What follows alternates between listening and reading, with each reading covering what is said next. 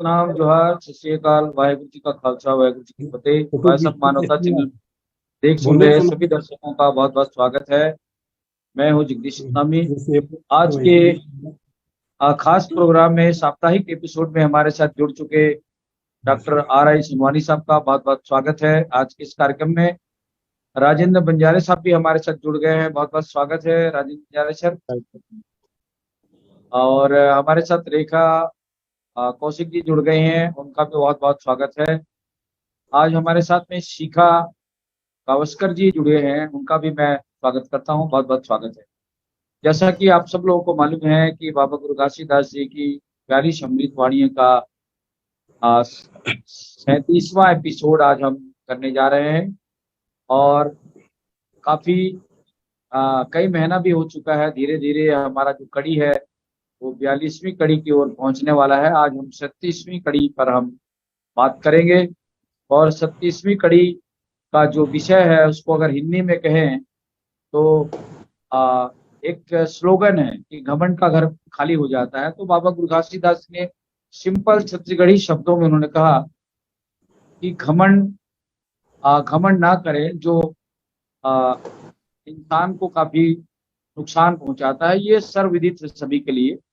तो घमंड का घर खाली भी हो जाता है ऐसा भी कहते हैं। तो आज की इस प्रमुख विषय पर मैं रेखा कौशिक जी के पास जाना चाहूंगा। इस विषय पर आज के इस पटल पर विस्तार से अपनी बात रखेंगे रेखा कौशिक जी। सतनाम जी। सतनाम। परम पूज्य गुरु घासीदास बाबा जी की जय। वॉइस ऑफ मनोता चैनल पटल पर जुड़े हमारे संजनों को सादर नमस्कार सतनाम। और वॉइस ऑफ मनोता न्यूज चैनल देख सुन रहे सभी दर्शकों का सादर अभिनंदन सतनाम। बाबा जी के 42 अमृत वाणी की आज की कड़ी है 37वीं कड़ी, घमंड का करथच सब नठा जाए। बाबा जी ये अमृत वाणी उस काल खंड में कहा जब जिस मनुष्य के पास अधिक धन संपत्ति होता था तो ऐसे लोग अपने से कमजोर तबके के लोगों को सताया करते थे। कुल, जाति, पैसा, पद के घमंड में लाचार और बेबस लोगों को सताना, शारीरिक और मानसिक रूप से प्रताड़ित करना और धन के घमंड में क्रूरता की सारे हदें पार कर देते थे। दम में लोगों के ऊपर अन्याय अत्याचार करते थे। जिनके पास आवश्यकता से अधिक धन होता था उसी के घमंड में और अधिक की चाह में लोगों को बेगारी करवाते थे और परेशान किया करते थे। घमंड में मनुष्य को अच्छे बुरे का ज्ञान नहीं होता है। उसे लगने लगता है कि जो कुछ अच्छा हो रहा है वह मेरी वजह से हो रहा है और मेरे वजह से ही इनका जीवन चल रहा है, ऐसा उन लोगों का मानना था। और ऐसे लोग अपने आप को उस टाइम सर्वे सर्वा मानते थे और ये लोग उसके ऊपर पूरा अधिकार जमाते थे और अपने आप को उनका कर्ता धर्ता भी मानते थे। बाबा जी ने कहा कि पद, प्रतिष्ठा, धन दौलत, कुल, जाति का घमंड नहीं करना चाहिए। ये सब निरर्थक है, बेमानी है। ये शरीर तो नश्वर है। मृत्यु के पश्चात सभी का शरीर पंच तत्व में विलीन हो जाएगा। इसका कोई अस्तित्व नहीं रहेगा और सब कुछ यहीं छूट जाएगा। इसीलिए सबके साथ प्रेम पूर्वक व्यवहार करना चाहिए। मानव जीवन बार बार नहीं मिलता। इस शरीर का क्या घमंड करना।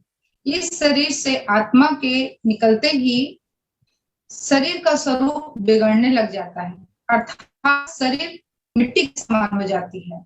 इसका घमंड नहीं करना चाहिए। इसलिए वर्तमान और भविष्य को मत बिगाड़ो।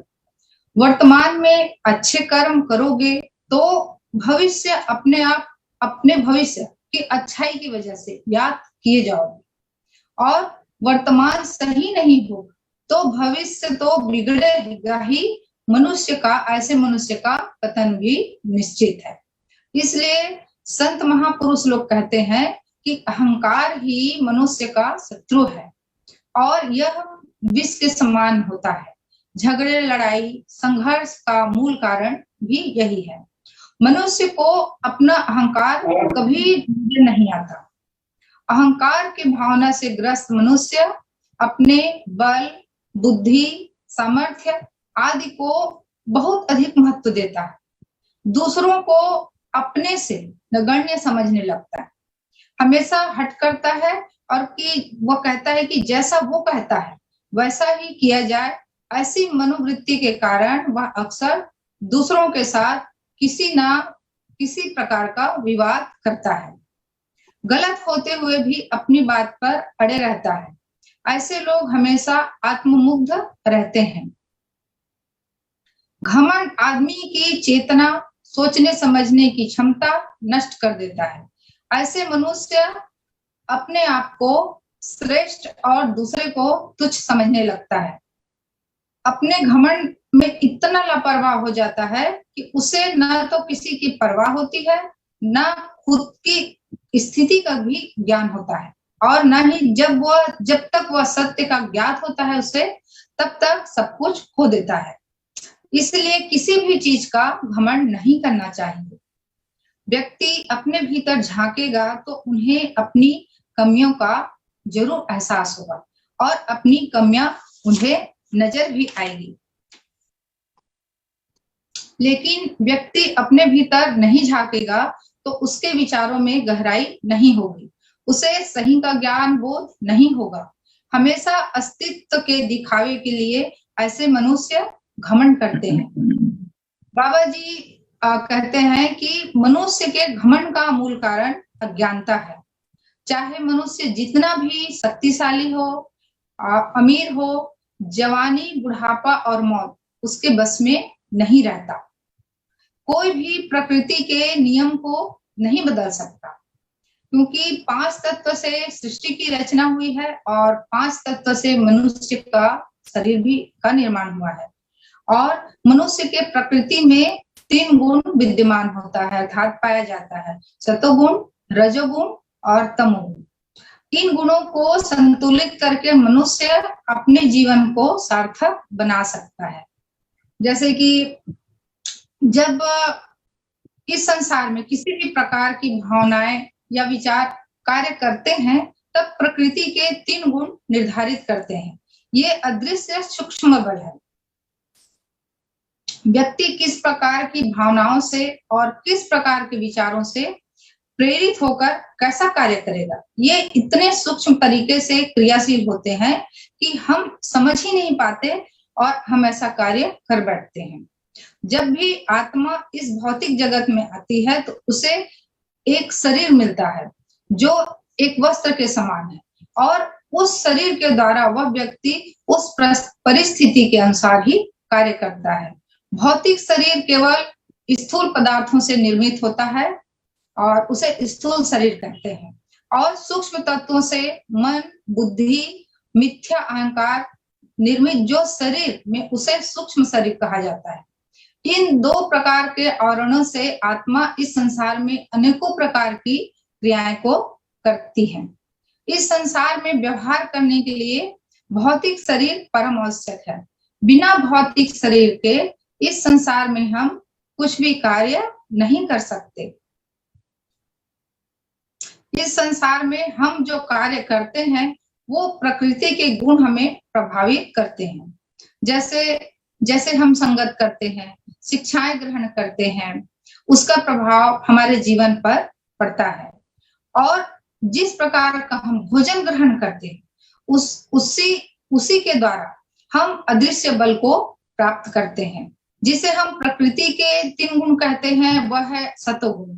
सतोगुण के बारे में कहना चाहूंगी, अपने मन में दूसरों के प्रति दया, भलाई के बारे में सोचना, दूसरों के सुख और आनंद, दूसरों को आनंद देना, अपने पास जो है उसमें संतोष रहना, ये सतोगुण कहलाता है।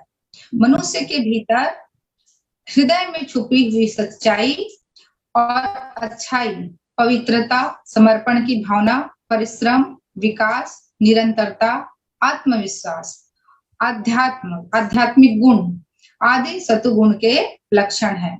दयालु और पवित्र, ज्ञानी, बुद्धिमान होते हैं। सही और गलत के बारे में विचारशील, निष्पक्ष होते हैं। उदार मदद करने वाले शुद्ध आत्मा होते हैं। ये मानव और पशु दोनों के प्रति संवेदनशील रहते हैं। सद्गुण वाले लोगों के जीवन में उच्च उद्देश्य और ज्ञान के रहस्य को समझने की लालसा होती है। सात्विक आहार ग्रहण करते हैं और सफेद रंग सद्गुण का कारक माना जाता है। समय है सर, बात आगे रखूं कि जी रख सकते हैं। वैसे तो आज हमारे लोग काफी मेहमान, अपनी बात पूरी करें। जी जी। सद्गुण की वृद्धि होने से हमारे जीवन में सुख की वृद्धि होती है। दूसरा है रजोगुण। भौतिक सुख सुविधाओं की अधिक इच्छाएं, पैसा, प्रॉपर्टी की अधिक चाह रखना और कैसे अधिक बढ़ाया जाए उसकी चिंता करना, हर चीज में अपना फायदा देखना, शरीर का अधिक मोह करना और विपरीत के प्रति आकर्षण होना, जुनूनी और आत्मकेंद्रित होना आदि रजोगुण की निशानी है। यह लोग आक्रामक, अधीर और आवेगी होते हैं। उन्हें अपने लक्ष्य में बहुत लगाव होता है और जोश के साथ प्रतिस्पर्धा करने वाले होते हैं। हर काम व्यवस्थित तरीके से करने में यकीन रखते हैं। ये अत्यधिक महत्वाकांक्षी होते हैं। बिना सोचे समझे कार्य करना और हासिल करने की होड़ में रहते हैं। जीवन में ठहराव नहीं रहता। अधिक की लालसा में चैन सुकून सब इनका छिन जाता है। इस रजोगुणी का जो रंग जो प्रायतः बोला जाता है वो लाल रंग को माना जाता है। और तीसरा है सर तमोगुण। तमोगुण विचार से प्रभावित व्यक्ति न सही कार्य करते हैं और न ही विचार करते हैं। आलसी और ऊर्जाहीन होते हैं। ये लोग विनाशकारी लोग होते हैं जो जाने अनजाने हमेशा गलत रास्ता चुनते हैं। ऐसे लोग सही रास्ते पर चलना ही नहीं चाहते। इस गुण वाले लोग सत्य और अधिक ज्ञान को पसंद नहीं करते।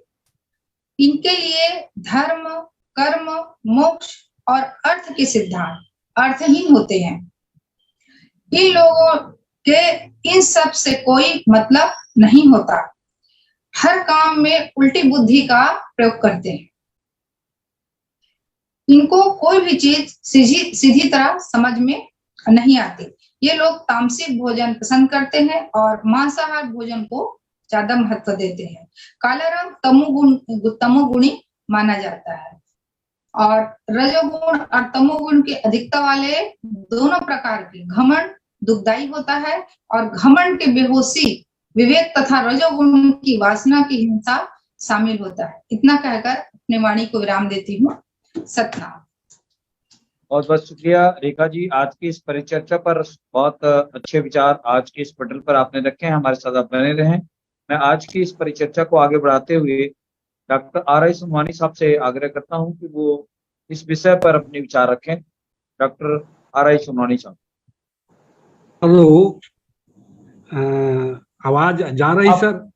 जी आप आवाज ठीक है सर। कैमरा आप थोड़ा तिरछा कर लें, फ्लैट रख लें। कैमरा को आप जो स्टैंड में रखे हैं ना उसको तिरछा करें। जी अपनी बात रखें। मानवता चैनल के सभी सदस्यों को और सहभागियों को मेरा साहिर सतनाम। आप सबको मैं धन्यवाद देता हूं कि मुझे अपने विचार रखने का अवसर मिला। उसके लिए संत महात्माओं ने कहा है या कहिएगा संत गुरु बाबा घासीदास जी ने कहा है अपने समय में कि स्वाभिमानी बनो, अभिमानी मत बनो। ये स्वाभिमान जो है, मनुष्य को स्वाभिमानी बनना चाहिए लेकिन अभिमानी नहीं बनना चाहिए। घमंड का ही, अहंकार, अभिमान ही ये पर्यायवाची है। गुरु बाबा जी का जो काल है वो मराठों का काल रहा है। मराठा शासन यहाँ कायम था और मराठे लोग धन और धरती के बहुत लोभी थे। उन्होंने बल के डॉक्टर आधार साहब, आपके आपके सिर के ऊपर में एक लाइट जल रही है जो डिस्टर्ब कर रहा है, उसको लाइट को बंद करें। सिर के ऊपर में लाइट है, वो डिस्टर्ब कर रहा है, बंद करें उसको। नहीं, अभी तो अंधेरा हो गया। अभी दूसरी लाइट अभी तो अंधेरा हो गया। आपका जो सिर पे कभी कभी आ जाता है लाइट जो है। जी, अपनी बात रखें, चलिए ठीक है। तो मराठे धन और धरती के लोभी थे और छत्तीसगढ़ प्रदेश को उन्होंने अपने उपनिवेश मात्र समझ रखे थे। ऐसी समय में बाबा गुरु घासीदास जी ने संदेश दिया कि स्वाभिमानी बनो, अभिमानी मत बनो। स्वाभिमान या आत्मसम्मान सबको रखना चाहिए, लेकिन ये जो स्वाभिमान है वो अभिमान के रूप में बदलना नहीं चाहिए। जी। अभिमान, मनुष्य स्वाभिमानी रहकर जब धीरे धीरे अपने सीमा लांघ लेता है, स्वाभिमान का जो पराकाष्ठा है वो चरम सीमा तक पहुंच जाता है, तो वही स्वाभिमानी जो है अभिमानी बन जाता है। और इसलिए सतनाम आंदोलन के तहत जब मैं विश्लेषण किया, चिंतन किया, तो एक लाइन मेरे समझ में आया जो उनके सतनाम आंदोलन के आचार संहिता के रूप में जाना जाता है, या सतनाम आंदोलन के जो है शिक्षा के तहत इस बात को बाबा जी ने कहा है कि अहम माने मैं और तुम के विचार को छोड़ो। मैं में अहंकार और तुम में तिरस्कार का विचार उत्पन्न होता है, और इसके बजाय हम सब के विचार को बढ़ाओ। मतलब यदि मैं की बात करेंगे तो मैं में अहंकार और तुम में तिरस्कार की बात छिपी हुई है, और मैं और तुम की बात को छोड़ो और हम सब के विचार को बढ़ाओ, ताकि लोगों में एक समानता और एक रूपता या एकजुटता आ सके। यहाँ पर घमंड की बात को विश्लेषण करना है। घमंड के कई आधार होते हैं। किसी को धन का अहंकार होता है, धन का घमंड होता है। किसी को बाहुबल का घमंड होता है, किसी को सैन्य बल का घमंड होता है, तो किसी को और अन्य दृष्टिकोण से घमंड होता है। और ये घमंड जो है किसी न किसी तरह जब अपने चरम सीमा में पहुंच जाता है, पराकाष्ठा में पहुंच जाता है, तो वो विनाश का कारण होता है। इसीलिए साधारण अर्थों में कहा गया है कि घमंड का घर खाली होता है। मतलब अहंकार और जो अभिमान है वो जो है मनुष्य को विनाश की ओर ले जाता है, पतन की ओर ले जाता है। इसी संदर्भ में एक छोटी सी कहानी मैं यहाँ पर प्रस्तुत करना चाहूंगा। इतिहास में एक शासक हुआ था जिसका नाम था इब्राहिम लोदी। उसका राज्य वैभव और ऐश्वर्य से संपन्न था। एक दिन उनके दरबार में एक साधु भिक्षा मांगने गया। भिक्षा मांगने गया तो राजा बहुत खुश हुआ और उन्होंने ये कहा दम भरी आवाज में, अहंकार भरी आवाज में, कि मैं साधु जी आपको ऐसा भिक्षा दूंगा, ऐसा आपको दान दूंगा कि आज तक आपको कोई दिया नहीं दिया होगा। ऐसा उन्होंने दम भरी आवाज में या अहंकार की आवाज में साधु जी से बात किया, और तो साधु ने कहा ठीक है, आप जो देना चाहते हैं वो दीजिएगा, जो आज तक मुझे किसी ने नहीं दिया है वो दीजिएगा। तो राजा के खजाने में, राजकोष में बहुत बहुमूल्य चीजें, सोना चांदी हीरे जवाहरात मूंगा मोती भरा हुआ था, खजाना लबालब था, भरा हुआ था। और उन्होंने अपने दरबारी लोगों से कहा कि इस साधु जी को लाकर खजाने से भिक्षा दी जाए। उन्होंने सोना चांदी लाकर भिक्षा पात्र में रखा, और उसके बाद और हीरे जवाहरात है, मूंगा मोती है, उसके बाद क्रमशः ला के रखते गया, भिक्षा पात्र में रखते गया, लेकिन उसका भिक्षा पात्र कभी नहीं भरा। जब वह हैरान हो गया, परेशान हो गया, तब शासक ने कहा, राजा ने कहा, ये क्या बात है कि इतना मैंने मेरा खजाना खाली हो गया, लेकिन आपके जो भिक्षा पात्र जो है भरा नहीं। इसके पीछे कोई जादुई शक्ति तो नहीं है आपके पास, कोई तांत्रिक विद्या तो नहीं है आपके पास। इस तरह की बात इब्राहिम लोदी ने साधु जी से कहने लगे।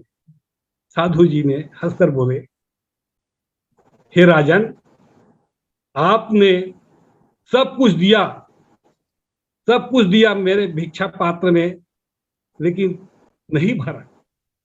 लेकिन एक चीज आपने नहीं दिया, बोले एक चीज और दान करना था, तो इतने चीज मेरे भिक्षा पात्र में डालने की जरूरत नहीं थी। तो उन्होंने कहा, क्या यदि आप अपने अहंकार का दान कर देते, तो इतने बहुमूल्य वस्तुओं से मेरे भिक्षा पात्र में डालने की जरूरत नहीं, यूं ही भर जाता। तो इस तरह से जो है बड़े बड़े राजाओं को, बड़े बड़े धनवानों को जो है अहंकार जो है झुका देता है। और इसलिए जो अहंकारी लोग हैं, जो अभिमानी लोग हैं, वो दूसरों को झुकाने से खुश होते हैं। अहंकारी लोग या अभिमानी लोग दूसरों को झुकाने में खुश होते हैं, लेकिन स्वाभिमानी लोग खुद झुकने से खुश होते हैं। इसलिए अभिमानी नहीं, स्वाभिमानी बनना चाहिए। स्वाभिमानी में सभी प्रकार के, तमाम प्रकार के ज्ञान, बुद्धि, समझ, विवेक सब होता है, लेकिन जब कोई व्यक्ति स्वाभिमानी से आगे बढ़कर जब अभिमानी हो जाता है, तो उनके सारे ज्ञान, बुद्धि, विवेक शून्य हो जाता है, और वह काम, क्रोध, लोभ, लालच के प्रति अग्रसर होकर अपने सारे मनुष्यता को खो देते हैं। तो इस प्रकार कहने का मेरा आशा यह है, मेरे उद्बोधन के पीछे, कि आप अपने किसी भी प्रकार के बल, बुद्धि, विवेक के बदौलत उसके बलबूते पर किसी दूसरे को झुकाने की कोशिश मत करें।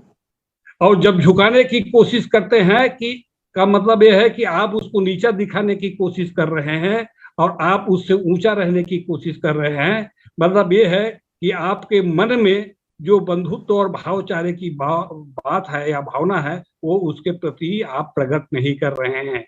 इसलिए किसी को छोटा, किसी को बड़ा, किसी को नीच, किसी को ऊंच ऐसे समझने की बात नहीं होनी चाहिए। और ये बातें, एक गुण उन्हीं में होता है जो अभिमानी होते हैं, घमंडी होते हैं, अहंकारी होते हैं। इसी तरह हम इतिहास में देखते हैं, बड़े बड़े राजा हुए इतिहास में, जो विश्व विजेता बनना चाहते थे, जो दुनिया को जीत लेना चाहते थे। बड़े बड़े ऐसे भी इतिहास में राजा महाराजा मिलते हैं जो अपने ताकत और तलवार के बल पर अहंकार का प्रदर्शन करके दुनिया को जीत जी लेना जी चाहते हैं। इसलिए क्या है, अहंकार करना नहीं चाहिए। यदि दान कर रहे हो तो अपने अहंकार का भी दान करो, ताकि आपका आत्मसम्मान और दूसरे का भी आत्मसम्मान हो सके, आप मनुष्य के रूप में रह सके, जी दूसरों को भी मनुष्य के रूप में रहने दे। और इस तरह से कहने का मतलब, जो अहंकार की बात है लोगों को बांटने का काम करता है, एक को बढ़ाने एक को पिछड़ने का काम करता है, बराबरी का भाव उत्पन्न नहीं करता। इसलिए जी क्या है, अहंकार को त्यागना नितांत आवश्यक है। अहंकार को त्यागे बिना हम मनुष्य नहीं कहला सकते। अहंकार का भाव ही मनुष्य का पतन का कारण बनता है, विनाश का कारण बनता है। इसलिए क्या है कि अहंकार को त्यागना बहुत जरूरी है। और जब तक ये अहंकार को नहीं त्याग सकते, तब तक हमारा जो सामाजिक मनुष्यता का भाव है वो समाज में फैल नहीं सकता। मानवता के लिए जो है वो रोड़े बनेंगे। इसलिए अहंकार को त्यागना बहुत जरूरी है। अहंकार के कारण क्या है, खुद का तो विनाश होता है, साथ ही साथ अपने साथ दूसरों का को भी विनाश की ओर ले जाने का मार्ग प्रशस्त करता है। इसलिए अहंकार का त्याग करना जरूरी है। इसी को कहा गया है, घमंड का घर खाली होता है। किसी न जी किसी ऐसा समय आएगा जी वो जी अहंकारी का विनाश होता है, सर्वनाश होता है। और ये जो दार्शनिक पक्ष है उस पर मैं नहीं बोल पा रहा हूँ, क्योंकि दार्शनिक पक्ष में भी आध्यात्मिक क्षेत्र में भी जी हमें अहंकार और स्वाभिमान की बात को रखना चाहिए था। मैं इतना कहकर अपनी वाणी में विराम देता हूँ। धन्यवाद। जी, बहुत बहुत शुक्रिया डॉक्टर सोनवानी साहब। बहुत अच्छे उदाहरण दे करके आपने इस विचार को, बाबा जी के इस विचार को पूर्ण किए है। वाकई में बाबा गुरु घासीदास जी की जो एक एक वाणी है वो एक पूरी मानव जाति के लिए है, एक चिंतन करने की बात है, सोच की बात है। अगर हम बाबा जी के 42 वाणियों को अगर विस्तार पे हम बातें करें तो एक किताब बन सकती है। और ये जो हमारा परिचर्चा है, ये सभी बुद्धिजीवियों का एक संग्रह गूगल मीट के माध्यम से हो रहा है। आने वाले समय में हमारे लोगों के लिए ये बहुत चारवान लोगों तक पहुंचेगा, ये जन जन तक पहुंचेगा।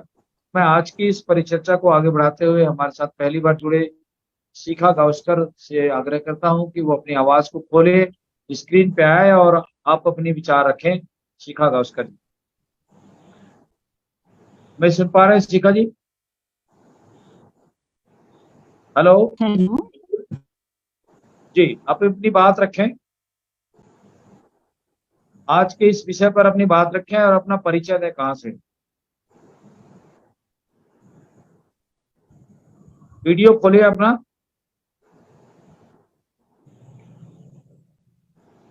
ये लगता है उनसे हमारा कनेक्शन डिस्कनेक्ट हो गया है। मैं राजन बंजारी से आग्रह करता हूं कि वो अपनी बात आज के विषय पर रखें। जी सर। वाहेगुरु जी सतनाम, वाहेगुरु जी खालसा, वाहेगुरु जी की फतेह। वॉइस ऑफ मानवता चैनल के जो जनजन तक पहुंचाने वाले मेघराज जी और कृपाल सिंह जी का बहुत बहुत धन्यवाद।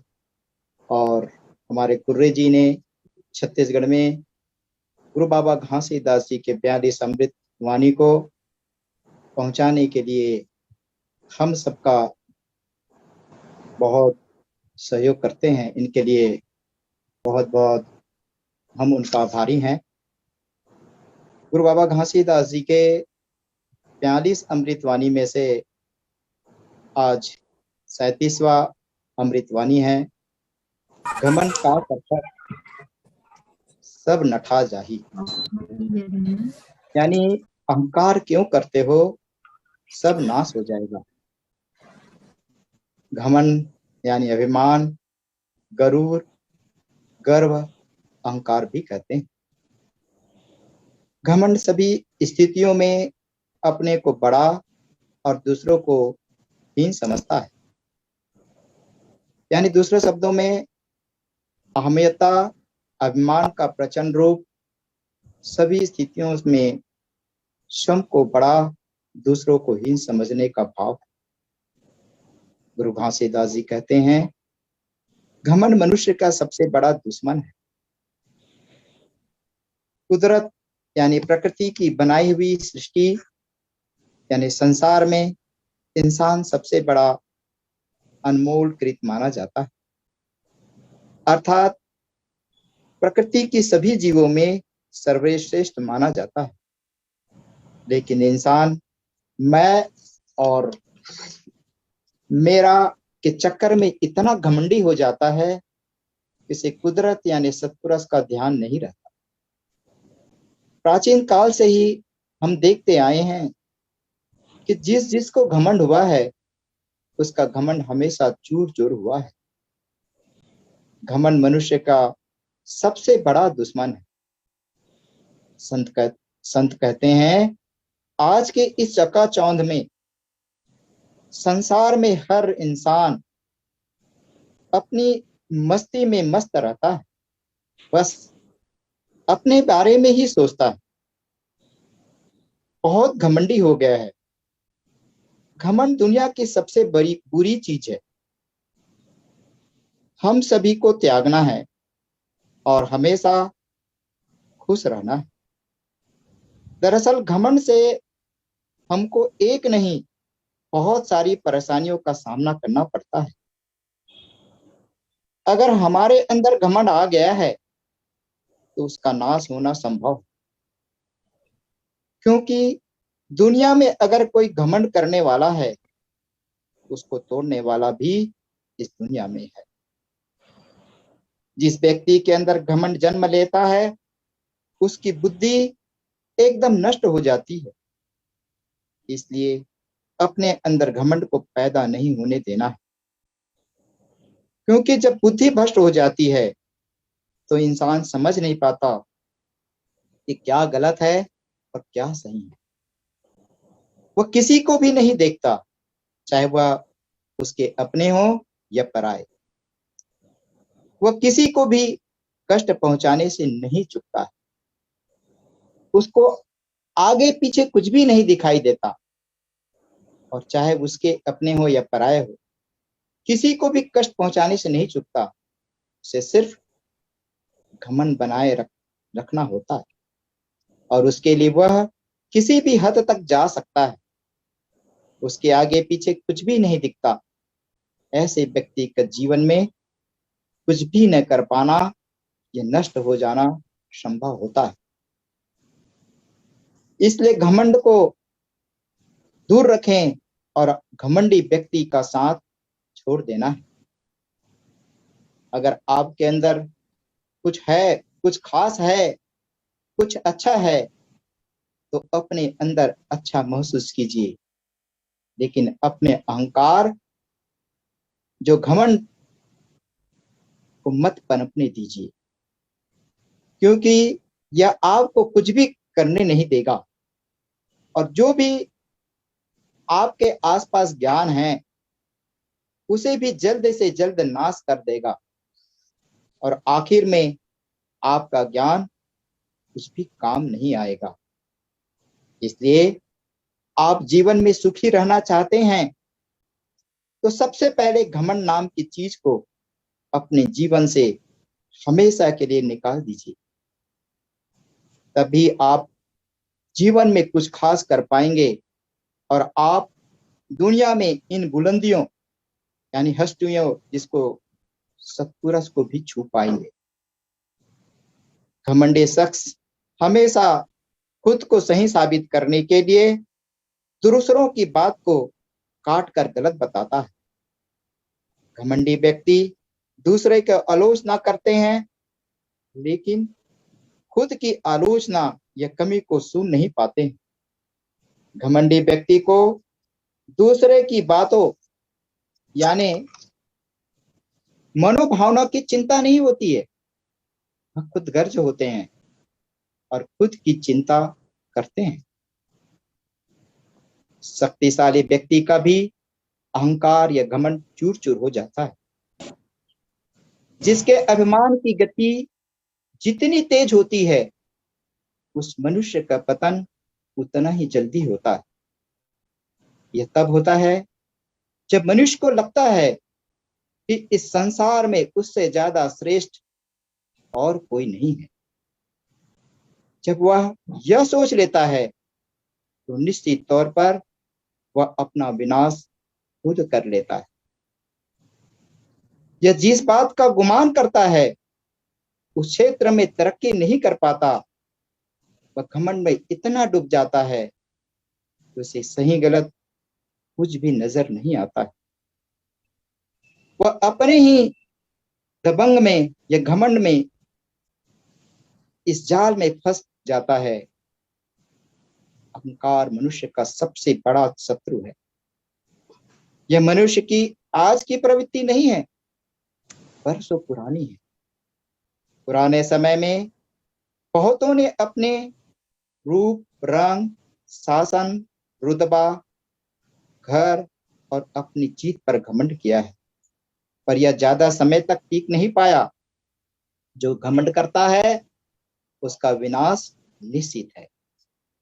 वह अपने अंदर पैदा हुए दबंग की या घमंड की आग में जलकर भस्म हो जाता है। अगर कोई व्यक्ति किसी भी क्षेत्र में उत्तम है तो उसे हमेशा और अधिक प्रदर्शन करने के बारे में सोचना चाहिए। अगर वह अपने प्रदर्शन में खुश होकर घमंडी बन जाता है, उसकी प्रगति रुक जाती है। इस दुनिया में कोई भी चीज कितनी ही शक्तिशाली क्यों ना हो, समय से ज्यादा बलवान नहीं है। यह हर चीज समय के अधीन है, इसलिए हमें अपना समय कभी बर्बाद नहीं करना चाहिए। उसका उपयोग अच्छे कामों के लिए करना चाहिए। समय ही सबसे अनमोल चीज होती है। कोई किसी के पास तीन ही परिस्थितियों में जाता है, भाव में, अभाव में, प्रभाव में। इसलिए आपके पास जब भी कोई आए तो उसे पूरा सम्मान दे। पता नहीं वह किस स्थिति में आपके पास आया है। भाव से आया है तो बस प्रेम चाहिए, अभाव में आया है तो मदद चाहिए, और आपको सच समझ कर आया है और आपको उस सक्षम व्यक्ति समझ कर आया है, प्रभाव में आया है, तो आपको गुमान नहीं होना चाहिए कि आप हर चीज के लिए सक्षम हैं। आपके लिए सब कुछ संभव है, यह सोचकर उसका तिरस्कार ना करें। अभिमान कब और क्यों आता है? मनुष्य के अंदर थोड़ा सा बल, बुद्धि, धन, ऐश्वर्य और पद मिलने से वह अहंकारी बन जाता है और हर समय अपना ही गुणगान करते रहता है। उसे अपने से सर्वश्रेष्ठ कोई नहीं दिखता। इन्हीं कारणों से उसका पतन होता है। जिस व्यक्ति ने गुमान किया उसका वजूद वक्त के साथ चूर चूर हो गया। इसलिए गुरुजी कहते हैं कि घमंड का घर खाली होता है। इतना कहकर अपना वाणी विराम करता हूँ। साहिब सतनाम। बहुत बहुत शुक्रिया। हमारे बीच में शिखा जी जो थे वो भी लिफ्ट हो गए हमारे इस कार्यक्रम से। अब मैं आज की इस परिचर्चा को फिर से रेखा जी के पास लेके जाना चाहूंगा। हमारे पास 10 मिनट का समय है। समय का ख्याल रखते हुए आज की इस परिचर्चा पर विस्तार से बातें हो चुकी है। फिर भी कुछ अनछुए विचारों को लेकर फिर से हम दोबारा अपने ज्ञानी जनों से, वक्ताओं से हम चाहेंगे कि इस परिचर्चा पर 10 मिनट में अपनी और विस्तार से बातें रख सकते हैं।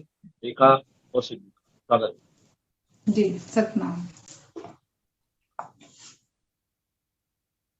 मनुष्य घमंड सुंदरता का, ज्ञान का, पद का, ताकत का और पैसे का इत्यादि सब चीजों का घमंड करता है। मनुष्य जैसे सोने चांदी को त्याग कर देता है, स्त्री परिवार का त्याग कर देता है, ये कठिन काम नहीं। लेकिन मान, बड़ाई, ईर्ष्या, इसका त्याग करना मतलब घमंड को त्याग करना कठिन होता है इस चीज का। इसलिए सहजता से जीवन निर्वहन करना और मान, बड़ाई, ईर्ष्या, अहंकार का त्याग करना ही सर्वश्रेष्ठ है। वैभव, धन संपदा सब सांसारिक चीजें हैं। मेरा कहने वाला इसे त्याग कर जाता है और मेरा घर, परिवार, बच्चे, कुटुंब, यह कहने वाला ये सब यही छूट जाता है। जब आखिरी समय आता है तो मनुष्य खाली हाथ ही जाता है। इसलिए घमंड करना व्यर्थ है। करना है तो छोटों से प्यार, बड़ों का सम्मान देने वाला व्यक्ति सदैव सम्मानी होता है। पद, पैसा, कट काठी से कोई बड़ा नहीं होता। असल में बड़ा इंसान वह है जिसमें बड़प्पन हो, बड़े होने का घमंड नहीं हो। जिसमें बड़े होने का घमंड नहीं होता वही वास्तविक में बड़े होते हैं। उसमें बड़प्पन झलकता है और सहज रहते हैं।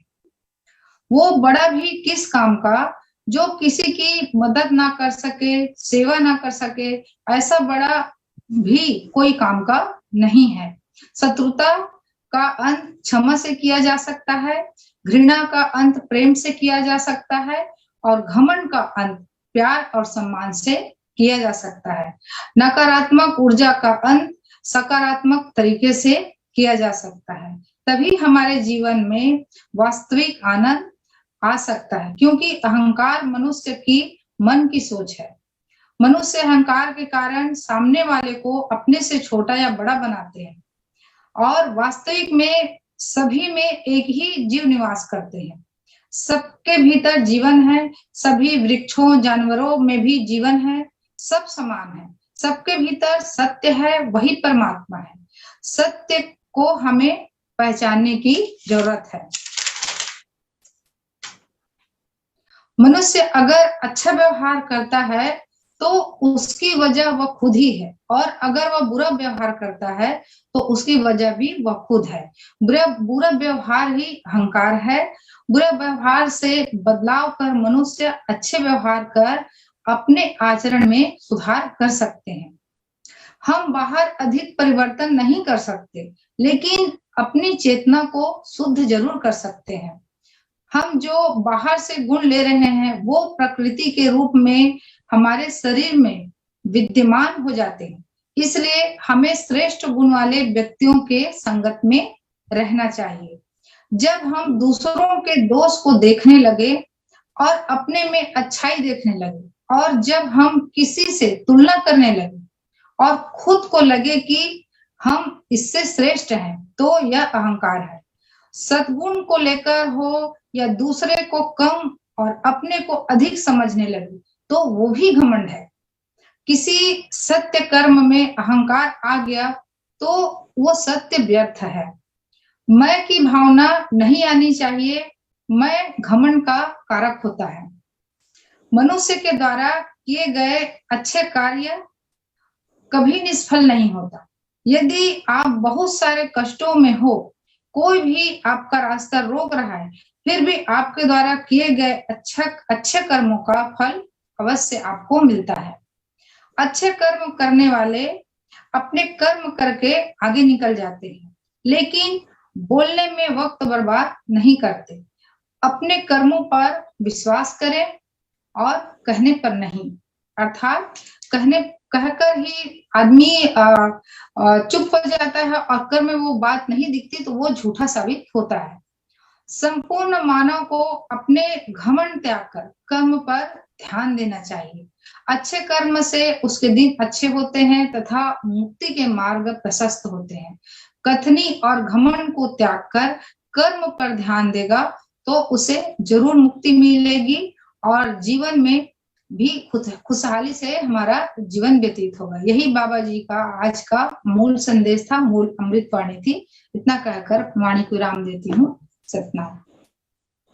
बहुत बहुत शुक्रिया रेखा जी। आज का हमारा परिचर्चा का समय करीब करीब हो चुका है। शिखा जी कहीं से जुड़े हुए थे, लेकिन वो अपना आज के इस पटल पर अपनी बात ही नहीं रख पाई, तो मुझे लगता है फिर से आ गई हैं। शिखा जी आज की इस परिचर्चा पर स्क्रीन पे आए और अपनी बात रख सकते हैं। हमारा समय बहुत कम है, इसलिए मैं चाहूंगा कि आप स्क्रीन पे आके अपनी बात रखें आज के विषय पर।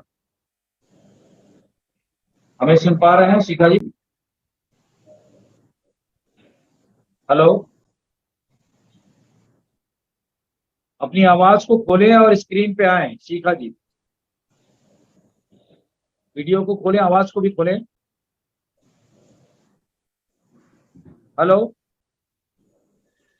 लगता है उनका संपर्क हमसे नहीं हो पा रहा है किसी कारण से। हेलो,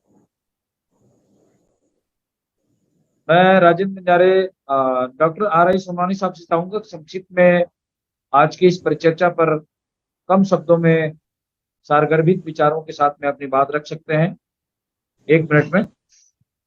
सोनवानी साहब। जी जी जी।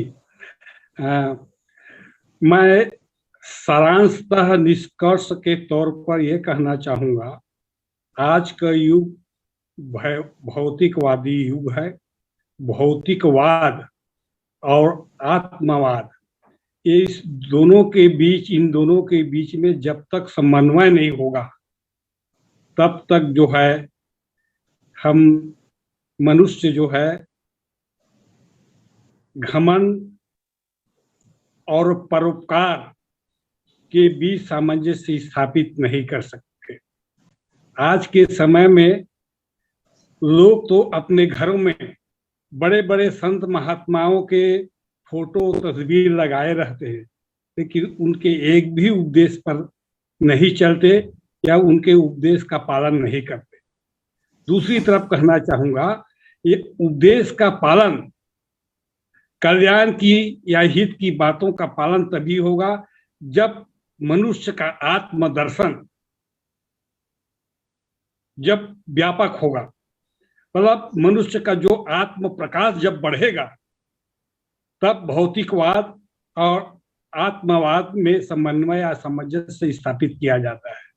जब तक हम दूसरे मनुष्य के हृदय में भी हमारी ही तरह आत्मा है, हमारी आत्मा की तरह उनमें भी निवास करती है आत्मा, और एक दूसरे की आत्मा एक समान है, और मेरे भी आत्मा को और उनके भी आत्मा को अंततः वहीं पर जाना है जिस जगह से वह आत्मा आई हुई है।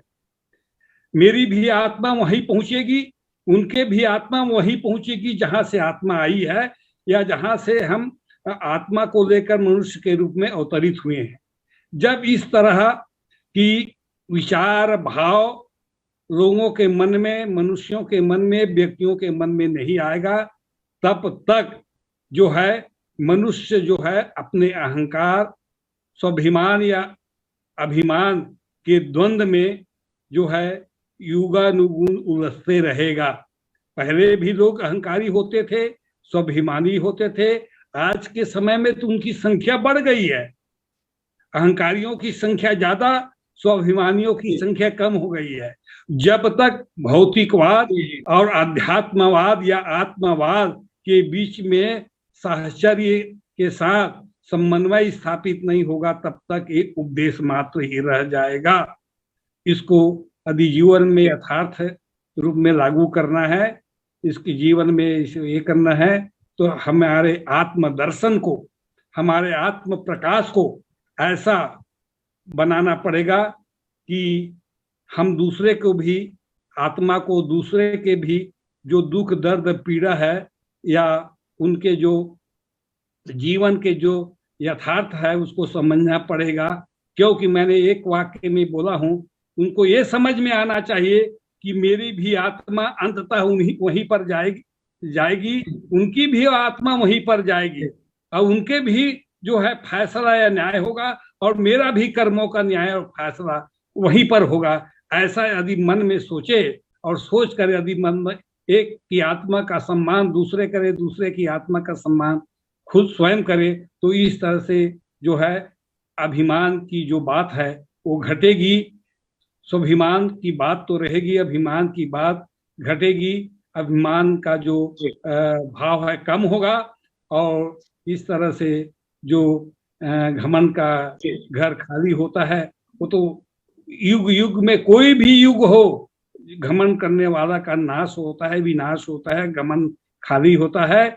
और कभी जो है उनकी दुनिया के इतिहास में हो या समाज में है, घमंडियों का जो है नाम है वो विनाश की ओर ही जाता है। और उनको कभी जो है एक आत्मिक शांति, भौतिक तरक्की तो मिलेगी, लेकिन आत्मिक शांति और सफलता नहीं मिलेगी। धन्यवाद जी, बहुत बहुत शुक्रिया। हमारा समय कंप्लीट हो चुका है। आज की इस परिचर्चा पर भाग लिए डॉक्टर सोनवानी साहब का, राजेंद्र बंजारे साहब का और रेखा कौशिक जी का वॉइस ऑफ मानवता चैनल की ओर से बहुत बहुत हम आभार व्यक्त करते हैं, धन्यवाद करते हैं कि इस कड़ी को पूरी करने में करीब करीब उनका बहुत मतलब सभी एपिसोड में उनका योगदान रहा है। लास्ट में इस एपिसोड में हमारे साथ डॉक्टर साहब जुड़ पाए हैं और हमारा जो अगला कड़ी 38वीं कड़ी अगले संडे को हम फिर से होगा। तब तक के लिए आज के इस कार्यक्रम को समाप्त करने से पहले दर्शकों से गुजारिश है कि वॉइस ऑफ मानवता चैनल देख रहे हैं, सुन रहे हैं, सभी दर्शकों से मेरा गुजारिश है कि बाबा गुरु घासीदास जी की ये अमृतवाणी है और इस अमृतवाणी को आप कभी भी वह अपने यूट्यूब चैनल के माध्यम से जिस एपिसोड का आप सर्च करके देखना चाहेंगे, सुनना चाहेंगे तो वो गूगल मीट में आप देख सकते हैं। और आज की इस परिचर्चा को समाप्त करने से पहले मैं आज के इस कार्यक्रम के प्रायोजक मेघराज साहब का, जो अमेरिका में रहते हैं, कृपाल सिंह साहब जो अमेरिका में डॉक्टर हैं, जसबीर भाटिया साहब वहाँ साइंटिस्ट हैं, इन तीनों जो इस कार्यक्रम के प्रायोजक हैं चैनल के, उनके मैं बहुत बहुत आभार व्यक्त करता हूँ। और हमारे इस एपिसोड को पूरा करने में हमारे जो ज्ञानी जन हैं, बुद्धिजीवी हैं, समाज के प्रबुद्ध जन हैं, उनका भी मैं आभार व्यक्त करता हूँ। आज हमारे इस कार्यक्रम में शिखा जी जुड़ गई थी, लेकिन किसी कारण से उनका हो सकता है नेटवर्क इशू रहा होगा या जो भी कारण, वो हमारे बीच में अपनी बात नहीं रख सक पाए, इसलिए हम उनका भी शुक्रिया करते हैं। नेक्स्ट कार्यक्रम में उनसे फिर से आग्रह करेंगे कि जुड़े और अपनी बात रख सकते हैं। और ये चैनल आप सब लोगों का चैनल है, आप सब लोगों की अपनी आवाज है। किसी भी विषय पर इस पटल पे अपनी सूचना दे करके कार्यक्रम को प्रायोजित कर सकते हैं, उसके लिए स्पॉन्सर भी कर सकते हैं। तो मैं सभी मेहमानों का शुक्रिया करते हुए दर्शकों से भी मैं आग्रह करता हूं कि इस कार्यक्रम को लगातार आप देखते सुनते रहें और पसंद आए तो आप इसे शेयर भी करते रहें, कमेंट भी करें और अपनी प्रतिक्रिया से हमें अवगत अवश्य कराएं। आज के इस कार्यक्रम को यहीं समाप्त करते हैं, अगले हफ्ते फिर से मिलेंगे। तब तक के लिए आप हमारे वॉइस ऑफ मानवता चैनल से लगातार बने रहें। सतनाम जुहार, सत श्री अकाल, वाहिगुरु जी का खालसा, वाहिगुरु जी की फतेह। सभी मेहमानों का बहुत बहुत शुक्रिया। लास्ट में रेखा जी आ गई हैं, शिखा जी आ गई हैं, लेकिन उनसे हम आज के इस पटल पर बात नहीं रख पाएंगे। शुक्रिया सभी लोगों का।